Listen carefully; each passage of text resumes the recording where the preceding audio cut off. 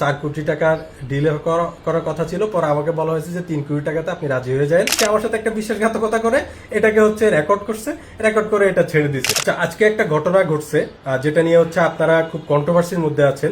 বিষয়টা হচ্ছে আব্দুল হান্নান মাসুদ 5 আগস্ট পরবর্তীতে এক এমপি কে বিমানবন্দর পর্যন্ত পৌঁছে দেওয়ার জন্য 4 কোটি টাকার একটা লেনদেনের বিষয়ে আপনাদের মধ্যে কন্ট্রোভার্সি কাজ করছে, যে এটা আসলে সত্যি কিনা। রাশেদ খান ভাই যে পোস্টটা দিয়েছিল এটা আসলে সত্যি কিনা। আমি আবারও দৃঢ় কণ্ঠে বলছি এটা সত্য ঘটনা।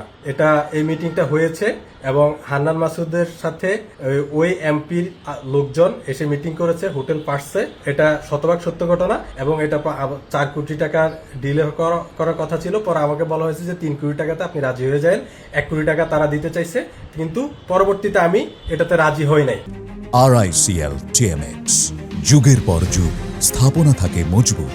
এখন যেটা হয়েছে, এই ঘটনার পরে এটা যখন আজকে ব্যাপক আকারে প্রচার হয়ে গেছে, তখন আমার ছোট ভাই আমাকে কল দিয়ে বলে যে তার আগে হান্নান আমাকে কল দিয়েছে যে ভাই হান্নান হচ্ছে অনেক ট্রমার মধ্যে আছে, ওর নামে বিভিন্ন মিডিয়া ব্লেম হচ্ছে, বিভিন্ন ব্যাপক ট্রমার মধ্যে আছে এমপি হওয়ার পর থেকে, তো আপনি ওর সাথে একটু কথা বলেন। তখন আমি ওকে একটা ফোন দিই। ফোন দেওয়ার পর আমি চিন্তা করলাম যে ও এত মানসিকভাবে ভেঙে মানে যতই হোক আমার এলাকার ছোট ভাই, আমাদের সাথে একসাথে বেড়ে উঠছে, আমাদের ঘরে পড়াশোনা করছে, তাই আমি চিন্তা করলাম যে ছেলেটা ট্রমার মধ্যে আছে, ওর সাথে একটু কথা বলে, প্রাইভেটলি কিছু কথা বলে ওকে একটু যেভাবে ওকে প্লিজ করা যায়। তখন আমি ওর সাথে কিছু প্রাইভেটলি কথা বলি, প্লিজ করার জন্য, ওকে যা বলার জন্য, আমি ছোট ভাই হিসেবে সান্ত্বনা দেওয়ার জন্য যা বলার বলি। কিন্তু সে করছে কি, সে আমার সাথে একটা বিশ্বাসঘাতকতা করে এটাকে রেকর্ড করছে, রেকর্ড করে এটা ছেড়ে দিছে। তো বিষয় হচ্ছে এটা একান্ত প্রাইভেট কথা ছিল, জাস্ট তাকে তার মনটাকে শান্ত করার জন্য আমি এই কথাটা বলেছিলাম। কিন্তু সে করছে কি, সে বিশ্বাসঘাতকতা করে এটা প্রচার করে দিচ্ছে। কিন্তু আমি আবারও